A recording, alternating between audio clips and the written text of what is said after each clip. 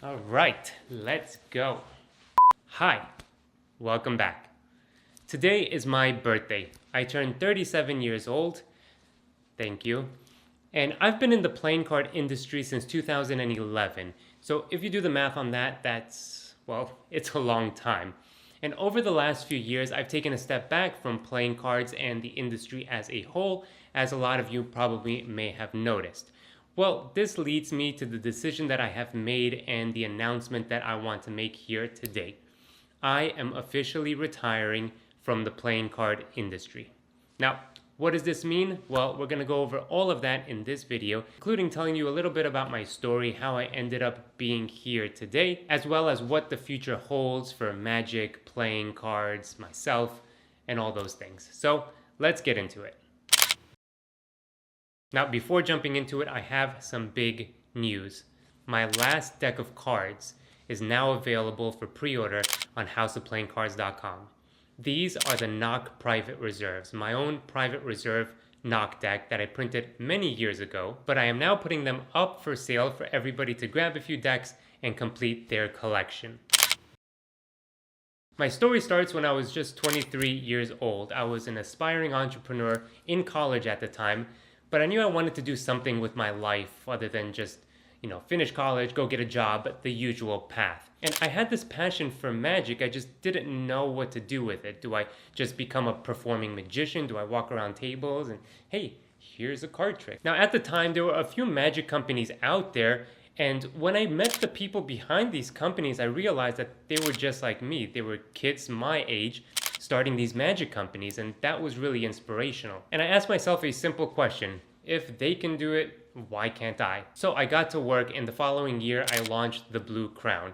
Now, I stumbled upon playing cards by mistake because the Blue Crown was supposed to be a magic site selling magic effects, sleight of hand tutorials, and all that stuff to magicians. Now, the playing card market wasn't really a thing back then. I mean, I can count on one hand how many people and companies were producing playing cards. However, I did want to make a deck, sort of a logo deck for my company, and just have it there for sort of add-ons to magic purchases, right? So if you bought a magic trick, hey, here's a deck of cards that you can use, okay? There was no big vision for playing cards because frankly, the industry wasn't what it is today. It was just getting started. So I contacted the United States Playing Card Company and I said, hey, I want to make a deck of cards. And they're like, cool, it's 15,000 deck minimum.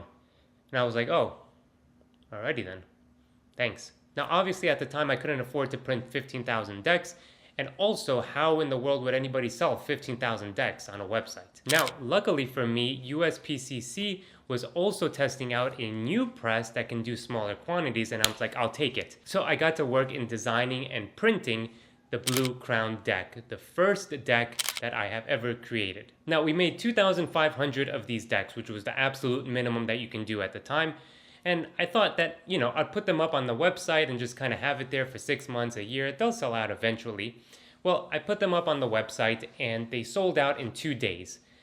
And I was like, what? Now, this was a shock to everybody because I don't think anybody fully understood the custom playing card market. And the fact that demand was there for magicians to buy new decks. They were bored of their old bicycle decks. So I took the profit that I made and I invested it into the second edition, which was the Red Crown decks. Now, these came out a few months afterwards. I put them up on my site. I made 5,000 of these decks and they sold out in 2 hours. And I was like, what? Once again, I was shocked. The playing card market was expanding at an exponential rate. And I took that money and I invested it to making the third edition of the Crown decks, which were the Green Crown decks. And there were 10,000 of these printed. I put them up on my site and they sold out in 22 minutes flat, breaking all records, especially at that time. And I just sat back in my chair. I remember this moment very clearly, and I knew that my life had changed.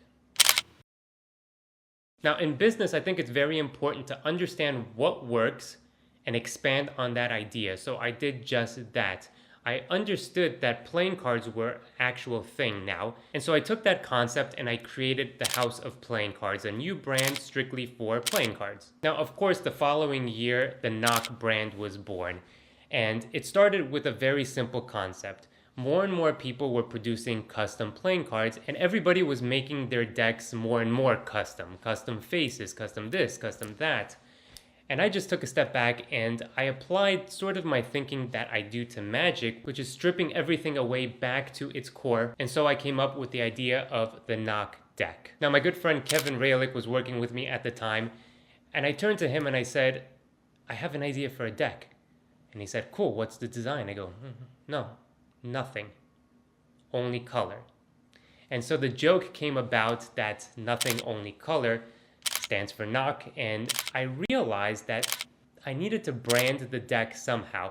I wanted to, at the beginning, actually just call them standard playing cards. And I thought that was kind of lame because it'll just feel generic at that point, so I wanted to brand it. Now, NOC sounded like a really cool name, knock, because a friend of mine who works in Wall Street, his name is Michael Knockamson, and he would always invite me out to these fancy finance dinners with him and his colleagues, and I would go there and perform magic. And he would always have his reservation under knock, N-O-C, from his last name. Now, that clicked to me when I said that sort of in joking fashion, nothing, only color. It clicked to me that NOC, knock, is very brandable. It stands out.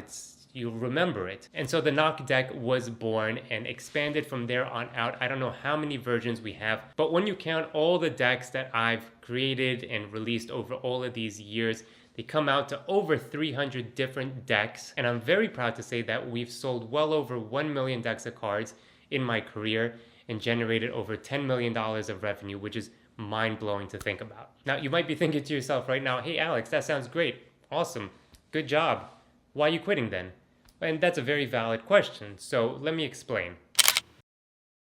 In 2022, a few years ago, my wife and I had our first baby. At that point, I decided to take some time off just to be with my family and watch my son grow up. Now, during this time off, I realized a few things. First and foremost, I just didn't have the passion anymore to work on playing card projects.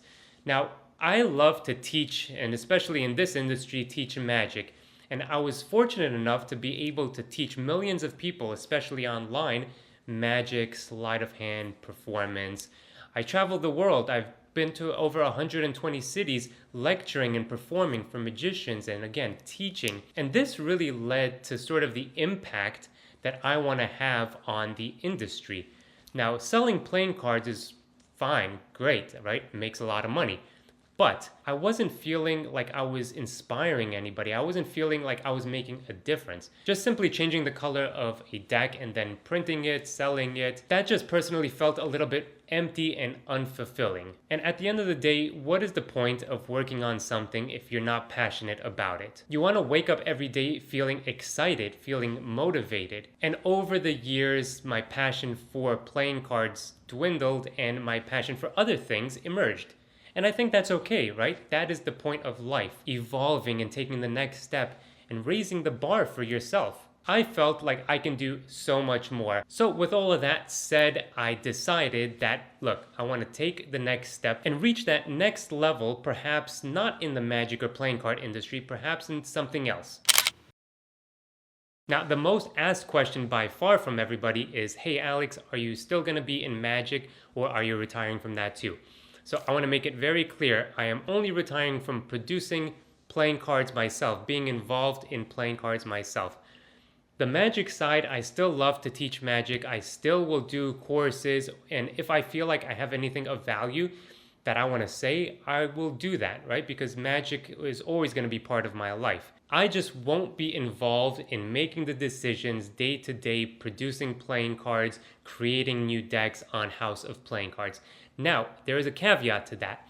If I feel, and I do have some ideas for a magic course that might involve either a gimmick deck or some sort of deck that goes with the magic aspect of it, I'll produce that deck, right? But just a new knock deck, I think that's about done. Now, with that being said, I do plan on putting a team in place, finding a team, getting a CEO to run House of Playing Cards. And if things go well, then I'm sure you'll be seeing new decks on HOPC probably next year. So what is next for me? Well, over the last few years, I've been working on other projects that don't involve magic or playing cards. I've invested in companies, I've started new companies, and I want to continue doing that. I actually started a new YouTube channel. My friend Andre Jick, who has a very successful finance channel, which funny enough, when he wanted to start his channel, I put him on my magic channel, which is this channel that you're watching, got him his first subscribers, and he returned the favor many years later. He put me on his channel, which has way more subscribers, in the world of finance and investing, which is very random if you've never heard me talk about this. But I started a new YouTube channel just for fun, just sort of on the side to see how it goes, because I was sort of peer pressured by Andre to do it after we did a video together. So I started the channel, I started posting regularly, and did gain some traction. Now, I haven't posted a lot on that channel recently, but I do plan to turn it into something I think a little bit bigger. I think there's a lot of potential there. Number 2, I am starting a free business newsletter. Now, this is just an idea that I had for a very long time, and I want to try something new. I want to start this newsletter where I talk about business, growing companies, investing, finance, things like that. And I'm going to do so through this newsletter, okay? It's free. It's always going to be free. If you want to sign up, the link is down below. Number 3, let's talk magic. So I have a few magic projects coming out later this year, one of which coming out at the end of this month. And this is going to be a bundle of 3 of my favorite effects. Now, this is something that I did in the past a few years ago. I put together my favorite gimmicks, tricks, into a package, and I made a course about how to perform each of them. So I'm doing this again with 3 new effects, 3 new gimmicks that you're going to get, and of course all the tutorials necessary to do that. That is coming out later this month. And at the end of the year, I have something that I've been working on for quite a while now, and it's called the Red Room. And this is going to be a course that's going to focus on theory, my theory behind magic, because in my magic course a few years ago, my full magic course, the theory section was by far the most popular section. So I'm expanding on that, all right? So that's going to be the Red Room. It's going to be about theory, communication with your spectator, performance, presentation, stories, all of that good stuff. Last but not least, like I said, the Knock private reserves are available right now. This deck of cards is my last deck of cards that I will personally be involved with. I printed this deck 3 years ago and only used it for my own private reserve and gave it away to some friends. So you can get your hands on a few of these decks right now. The link is down below. Now there's the regular version and there's also the autographed version. Now because these decks, I just made very few of them for, again, my own private use, I didn't pack every single one. So the tuck cases are separate from the decks. We're going to pack them all. But I figured while we're at it, I might as well sign a bunch of tuck cases. And that's exactly what I'm going to do. So you can purchase actually a deck with my personal signature on it. Help me complete my journey in playing cards and possibly your collection with the Knock private reserves. Lastly, I just want to express my gratitude to every single one of you out there. Thank you so much for all the support over all of these years. From buying my playing cards or magic projects to just watching these free videos here on YouTube. You have all been part of my journey, and for that, I am truly grateful, and I thank you very much. Now it is time for the next adventure. See you soon.